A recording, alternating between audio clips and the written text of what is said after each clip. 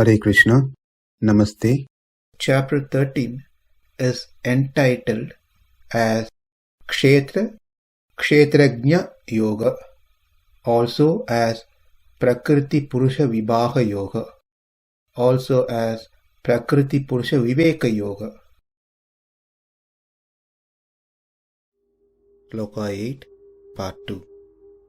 Amānitvam adambhitvam ahiṁsā ārjavam ācāryopāsanaṁ śaucaṁ sthairyam ātma-vinigrahaḥ. There are total of 20 qualities that we can derive from these 5 slokas, 8, 9, 10, 11 and 12. From the 8th sloka, there are 9 which are mentioned. Out of 9, in the previous session, we saw 3. Amānitvam, adambhitvam, ahiṁsā. They are humility, pridelessness, nonviolence. Next in the sequence is kṣāntir, meaning forbearance or tolerance, that also exhibits patience, that is, being in peace when someone triggers. The triggering factor can be through someone's words or through actions. When somebody else harms a person, he should maintain equanimity without getting angry with the opponent. That is, not having any thought on retaliation. That is kṣāntir. In other words, tit for tat is not the policy of a person who is in the self-realization program. Sometimes we see this among the beginners in the spiritual path. If that person is not greeted by someone, and this person does not greet the other person next time, if a person is not being addressed by other person as Prabhu, and this person becomes offended and he does not call that person as Prabhu. Or sometimes in communications through email, if someone forgets to write your servant, and in response to that email the other person does not write your servant. If you're not my servant, then I'm not your servant. If you don't call me as Prabhu, I will not call you as Prabhu. If you don't say Hare Krishna to me, I will not say Hare Krishna to you. These are all nothing but sign of absence of this quality called kṣāntir.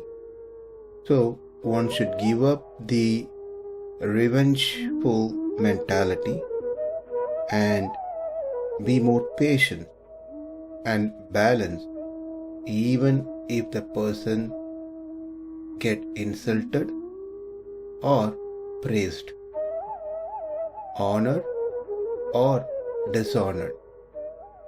So kṣāntir means, though there is a very valid reason to react to a situation due to being affected by someone, either through words or by action, this person does not get angry with the opponent and has no thought about retaliation. That is kṣāntir. The 5th quality is ārjavam, simplicity, without being diplomacy. In other words, being straightforward in one's thought, speech and action. That what is in the mind is to be spoken, and what is spoken is what acted upon. This is how the great souls have all these three unified: their thoughts, their speech, and their action. Those who are not, they think something and they speak something else.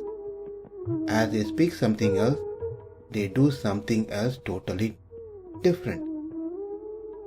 So their thought, speech, action are not unified, not in sync, and that is absence of ārjavam. In other words, that means duplicity. A person is not being straightforward in his thoughts, words, and action. It is said, manas ekam vachas ekam karmanekam mahatmanam, manas anyat vachas anyat karman anyat duratmanam.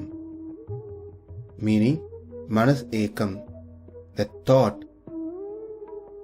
speech, and activity are all one and same.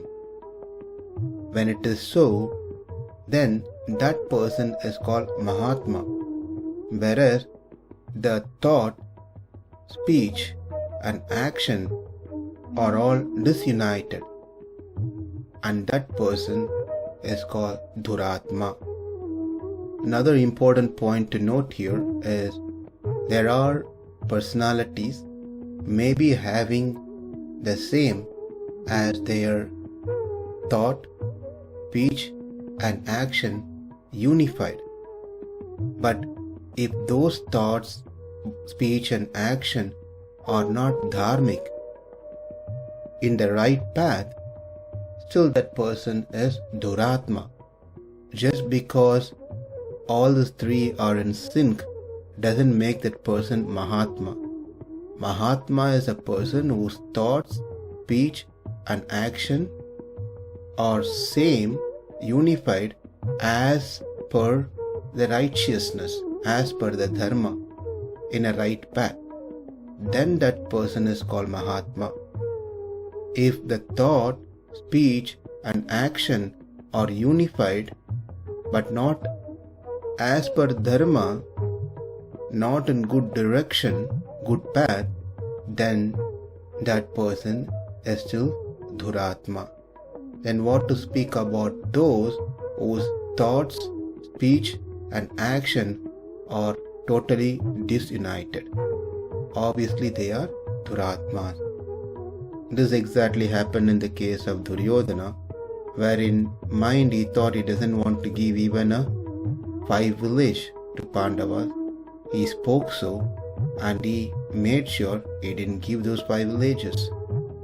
So in this case, his thought, speech, and action were all in sync, but they were not right.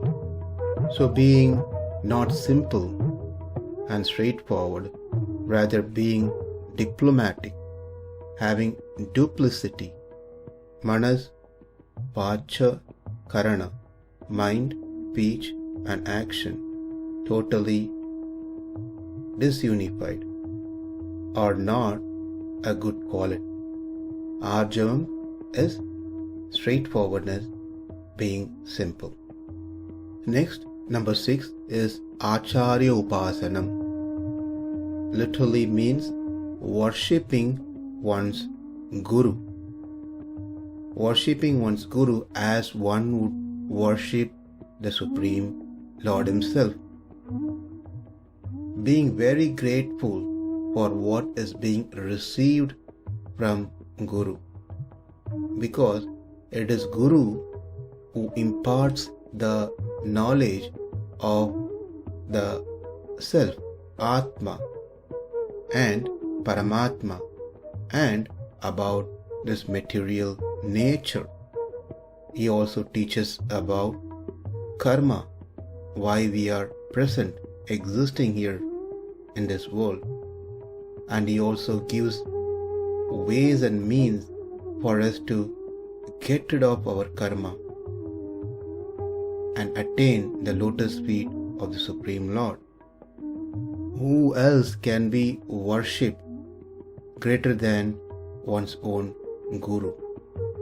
We saw in the 4th chapter, 34th Sloka, Tad Viddhi Pranipatena Pariprashnena Sevaya Upadekshanti te Jnanam Jnaninas Tattva Darshanaha.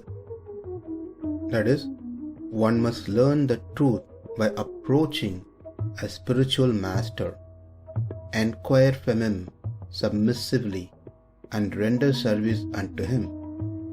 The self-realized soul can impart knowledge unto you because they have seen the truth. Over there, when we learned the sloka, we saw the importance of Guru, how to approach a Guru, what needs to be done to Guru, how one receives knowledge from the Guru. It is Guru who helps us in our process of bhakti. He keeps us in right track. He cares for our spiritual progress. He is very compassionate, seeing our condition. He wants to see us somehow or the other make this very life successful and attain the spiritual abode. Guru is a true well-wisher, always, all time. Therefore, one must worship Guru as they would worship the Lord Himself, being grateful for what is being given by the Guru, for what being received from one's Guru. It is good to read and listen the recording again, given in 4.34, that is 4th chapter, 34th sloka, where there are many details has been given on this particular topic about ācāryopāsanaṁ. Number 7 is śaucaṁ. As they say, cleanliness is next to godliness. It is very important to have clean body, not only body, clean speech, not only speech, to have clean thoughts. That means when we talk about cleanliness, all the three are important. All these three junction should be clean. Purity of mind, purity of speech, purity of body. This is recommended in the Shastra, because one may speak very nicely, but their thoughts may be completely contaminated, or someone may appear to be very nice with their attire, with their appearance, but their speech is completely contaminated, very offensive, fault-finding, very abusive. That means the speech is not clean. Whereas some have this idea that thoughts and speech can be clean, don't need to worry about keeping the body to be clean, because we are not this body. But that is not the right understanding. The Shastras clearly says that body has to be kept clean. Likewise, one's speech has to be clean. If someone speaks with us, had a conversation, after the conversation, that person should not feel agitated, rather be more balanced, happy, content, learn something valuable for one's life. Most of the time people think a true friendship or relationship is based on how much we speak about the third person in our conversation, about the faults and personal things of the other person. That is not the way to develop a truthful relationship. It is a wrong idea to think to share confidential information about another person to gain faith of a friend. Therefore, cleanliness is on all these three levels: purity of mind, purity of speech, purity of body. There are extreme cases where people think, I am a practicing bhakta. These rules and regulations of taking shower, keeping yourself clean, and to keep the articles that are used in the worship of the Lord to be clean are all really not necessary. They are all artificial. Why? Because of everything, chanting Hare Krishna is what important. That is a real bath, keeping oneself clean. It is completely true, 100%, that Cheto Dharpanamarjanam, as Chaitanya Mahaprabhu says, chanting cleanses one's consciousness, one's existence. But that sloka does not say one should not take shower for that matter. Therefore, we should not misinterpret a quotation or a sloka for our own benefit.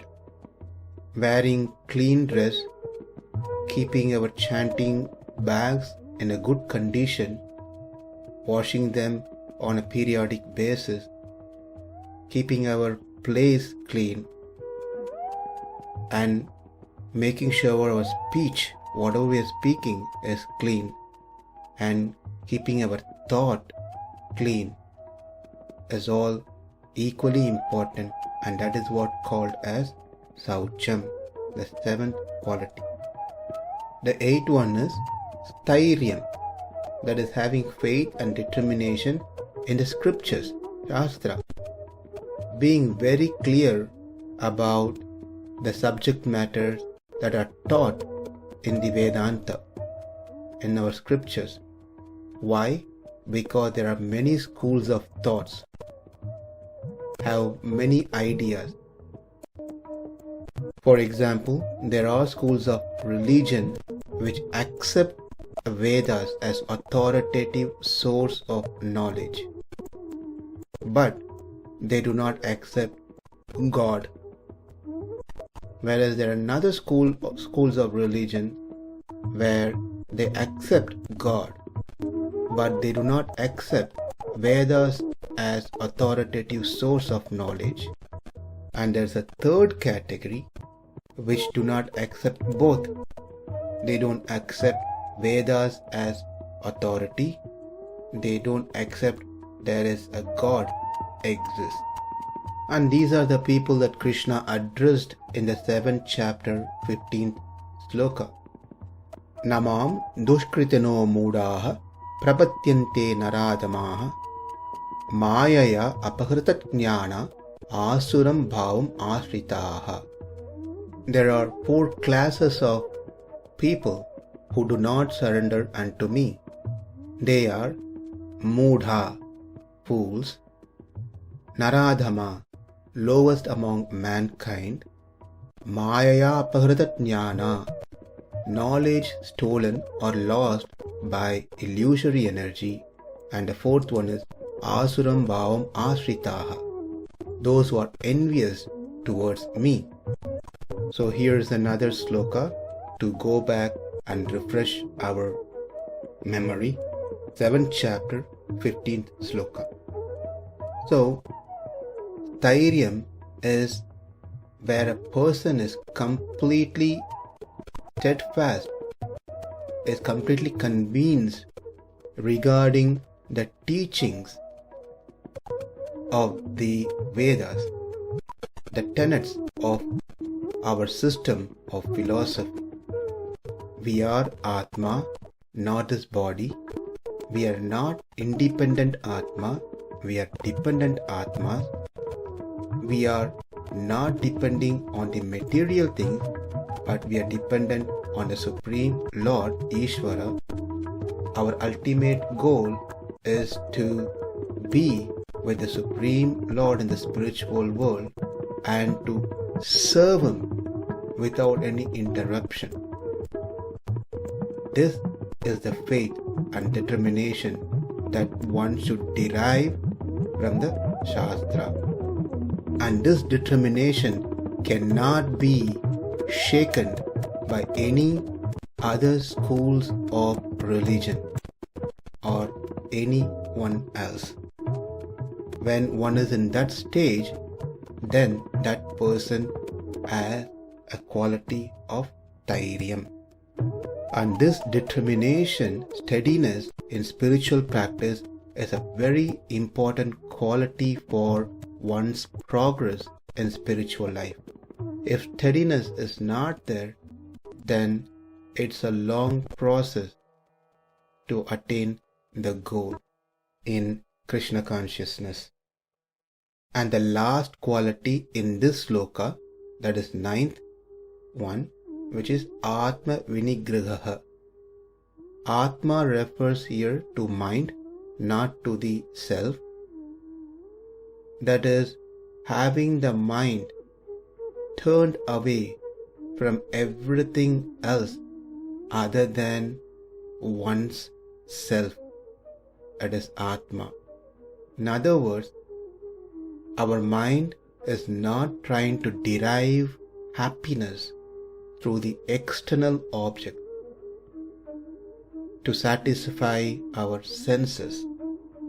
Rather, it tries to focus towards Atma internally, not externally. Therefore, ātma-vinigrahaḥ is pulling the mind away from other things besides Atma. Why we have to do so? Otherwise, Atmaiva hi atmano bandhu, Atmaiva ripur atmanaha.